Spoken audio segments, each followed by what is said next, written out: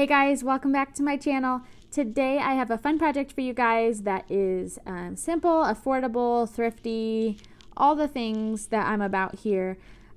It was rough to begin with, and with just a little bit of love and maybe 30 minutes of my time, it turned out so good. So I found this cutting board at the thrift store, and it was super cute, just really cute, but super scratched up. I loved the shape, I loved the look of it, but it was like very, very used.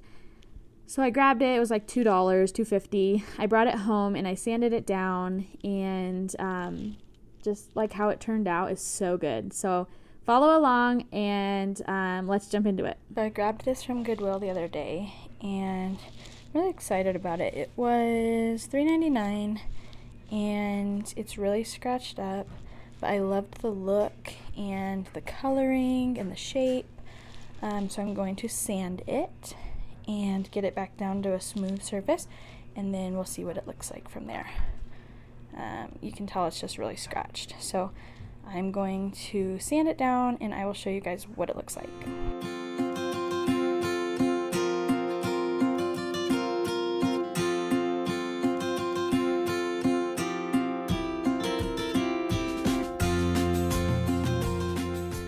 So to do this, I just took my orbital sander. It's Black & Decker, which I don't think Black & Decker is even a thing anymore, but I got it on Amazon and I've had it for a few months and I really like it. So I don't even know what sandpaper I have on it, but I just started sanding this and it's not perfect, but I don't really want it to be perfect. I want it to have a little bit of scratch, but not totally scratched up like it was. So you can tell probably there's some scratches still that are there, but I'm going to wipe it down now, get all the sawdust off of it, not sawdust, you know what I'm trying to say. And then I'm going to probably stain it or maybe just put a clear coat on it and see what happens. So I went ahead and wiped it down with just a damp cloth, and I'm going to go ahead and do this over top. I think I'm just going to leave it natural instead of staining it, and then I'm just going to put this on top, and hopefully it just brings out kind of the colors. As you can see, there's some variation in the wood, so I'm going to use this and I hope it gives me the look that I want.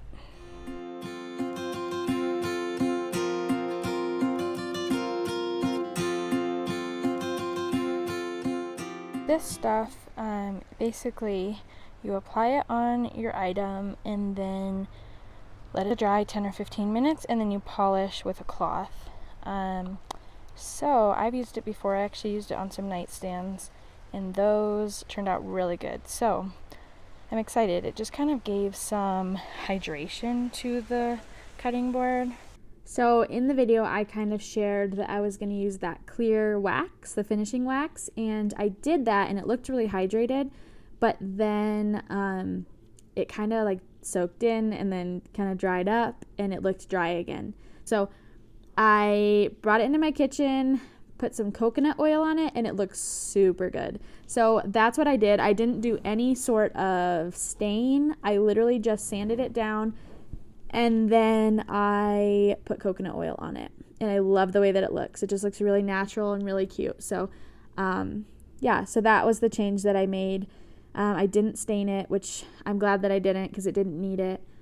But also now, since it's just finished with coconut oil, if I did want to use it as like a cutting board or a charcuterie board, I totally could because it's more food grade.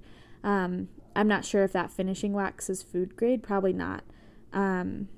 No, definitely not. So anyway, originally I wasn't going to use it for food, but now if I ever do, then it's safe.